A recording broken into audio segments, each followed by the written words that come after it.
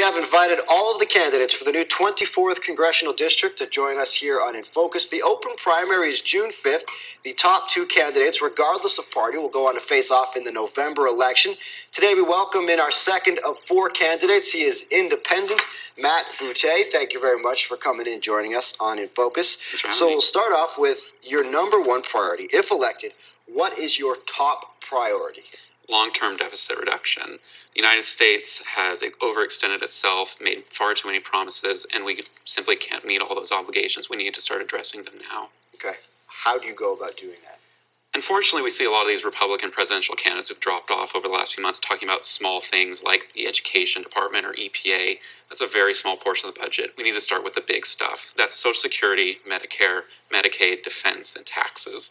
They're all hard things to talk about, but that's where all the money is. That's what we need to address first. We need to cut a lot of those programs. Is that your plan? We need to raise revenue, and we need to adjust the way we're spending. For example, Social Security, I think, is a perfect example of the types of changes we need to make. I think sacrifices are going to have to be made. Candidates don't like talking about sacrifices, but that's the honest truth. They're going to have to be made. My generation can make the sacrifice of working a few more years before becoming eligible for Social Security. Those currently in the middle of their careers can see an increase in the wage cap, which is currently regressive. And those currently on Social Security can see a more modest cost of living adjustment because the current one is more generous than inflation. You mentioned that dirty little word that candidates hate to talk about, but it's become a politically divisive issue, is taxes. What is your idea in terms of bringing down the long-term deficit and how taxes plays into that? I do think we need to repeal the Bush tax cuts. The wealthier are becoming wealthier, and they need to pay their fair share. But also we need to do things like closing loopholes for corporations, for the wealthy. It's just not fair that they're the ones who can afford the lobbyists to get those loopholes in and then the tax advisors to take advantage of those loopholes. So we need to do those things to broaden the tax base. Okay, so you support raising taxes on the wealthy, the plan to raise taxes on the wealthy, but also make some tax reforms. Exactly. Okay. If elected, once again, another politically divisive issue has been the Obama health care plan. Mm-hmm. What is your thoughts, what Republican side is saying they'd like to repeal everything that he's tried to enact? What is your thoughts on that? I don't support an outright appeal. I think the health care law addressed access, which is important. We need to address access. There were a lot of access problems, and the bill did address some of those. But it did not do enough to address cost. We're still seeing rising health care costs, and that's going to be the leading factor in federal debt spending in the generations to come in terms of Medicare, Medicaid, and other programs. We need to rein in those costs. They're just growing too quickly, and we need to see the next Congress addressing those escalating costs. Okay. You mentioned your generation. You're a little different than some of the other candidates. You're a little younger. Tell me a little bit about yourself. You're currently a law student, but you live in San Luis Obispo Correct. As well. Tell me a little bit about your current situation right now. Who is Matt Boutte? I attend Georgetown Law, which is 3 blocks from the Capitol, so if elected, I think I would just slow down and take a couple classes per semester and graduate a little bit late. It's been done before, actually, by members of the House and members of the Senate. But San Luis is home. I love this community. I want to come back and have my professional life here and serve this community, whether that's as a member of Congress or as an attorney here or whatever that ends up being. All right. We're going to take a quick break, okay. But we got a lot more questions for you when we come back, talking about the primary coming up on June 5th. You are a candidate for the new 24th Congressional District. Stay with us. We'll be right back.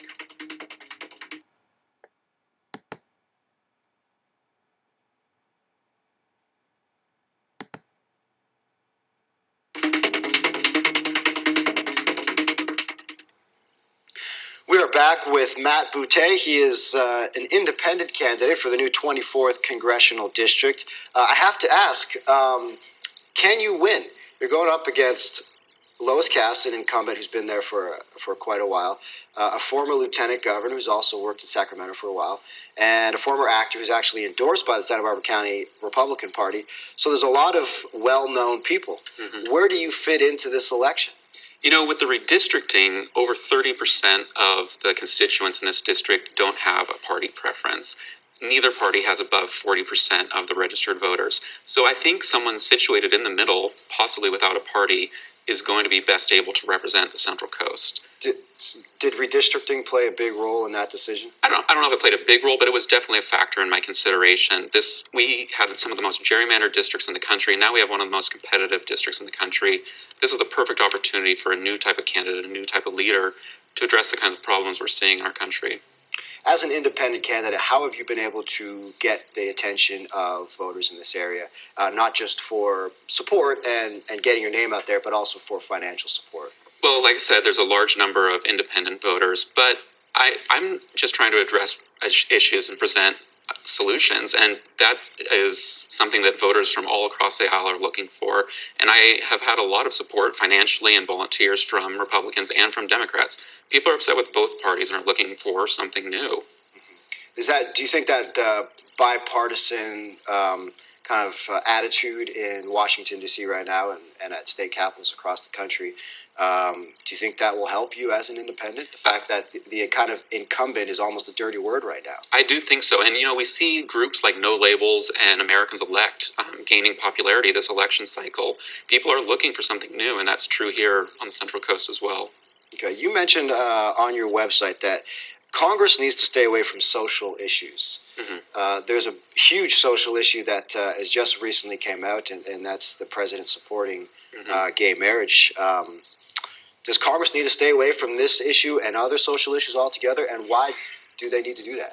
I don't know if they need to stay away, but I think over the last few years we've seen these issues that just galvanize Congress and grind it to a halt, which is unfortunate because there are a lot of other issues that Congress could address, could compromise, could come out with workable solutions on, but these issues are just dividing Congress. These social issues, they're important. I have views, you have views, everyone has views, and they're important.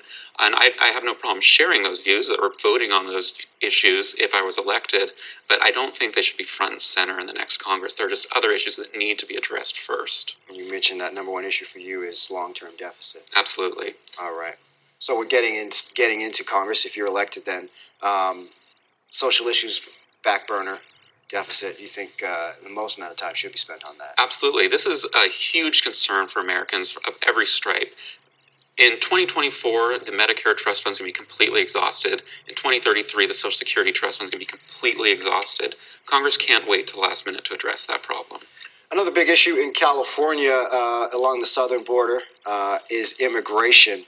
And it's every now and then it pops up on the national scale, whether Congress wants to do something about it, talk of immigration reform. Is that something we need in Washington, D.C. as a national comprehensive reform? Absolutely. It is the federal government's responsibility, first and foremost, before the states, to address immigration and border security. And Congress and the federal government as a whole have failed of late on that issue. How do we go about doing that?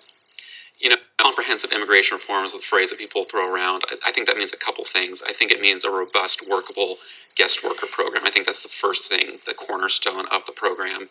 As I talk to people in construction and agriculture here on the Central Coast, that's what they're looking for. They need these laborers, and they play a vital role here on the Central Coast, but they're looking for legitimacy so that they're not accidentally hiring illegal aliens, that they can know with certainty that they're hiring someone who's here legitimately on a robust guest worker program. All right. His name is Matt Boutte. He's a candidate for the new 24th Congressional District. The open primary is June 5th. Good luck. Thank you very much for coming in. Appreciate your time. Thanks for having me. That does it for In Focus. We'll be right back.